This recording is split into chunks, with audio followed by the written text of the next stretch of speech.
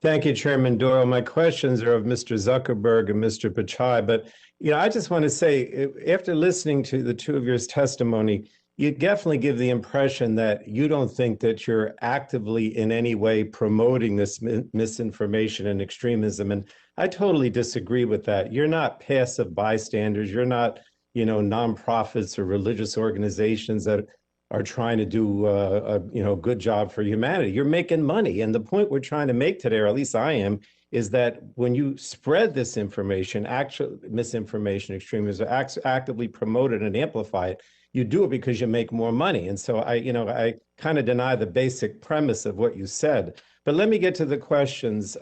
Let me ask Mr. Zuckerberg, according to a May 2020 Wall Street Journal report, a Facebook researcher concluded that Facebook's own recommendation tools were tied to a significant rise in membership in extremist Facebook groups in Germany. I wrote to you last month requesting this research and related documents. I trust you'll fully cooperate with the committee's inquiry and provide all requested documents and information. But my question is, and please yes or no, were you aware of this research showing that 64% of the members in the extremist Facebook groups studied joined because of Facebook's own recommendations tools, joined these extremist groups in Germany? Were you aware of that, yes or no?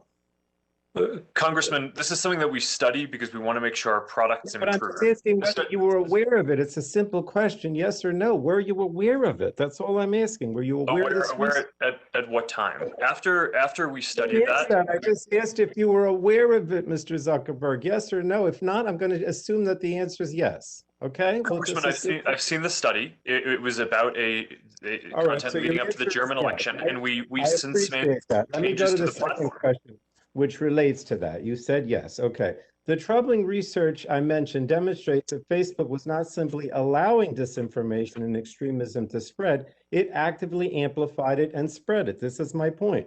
Nonetheless, Facebook didn't permanently stop recommending political and civil groups to the United States until after the January 6th insurrection, years after it was made aware of this research. The fact that Facebook's own recommendation system helped populate extremist groups compels us to reevaluate platforms' liabilities. Now, back to that Wall Street Journal article. Facebook's chief product officer, Chris Cox, championed an internal effort to address division on Facebook and proposed a plan that would have reduced the spread of content by hyperactive users on the far left and far right. The article alleges, Mr. Zuckerberg, that you personally reviewed this proposal and approved it, but only after its effectiveness was decreased to 80%. Is that true? Yes or no, please? Congressman, we've made a lot of measures that aim to fight this content, including. Did you approve it after its effectiveness was decreased to 80%? Yes or no? Congressman, I can't speak to that specific example, but we've put in place a lot of different measures, and in the aggregate, I think that they're effective, including. Did you review the proposal and approve it?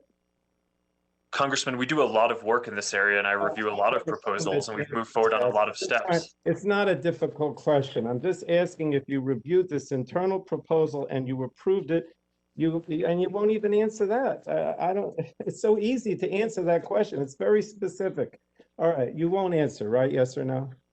Congressman, that's not what I said. I said I did review that, in addition to many other proposals and things that we've taken action on, including shutting off recommendations for civic and political groups. Did you approve it with the 80% decrease in effectiveness?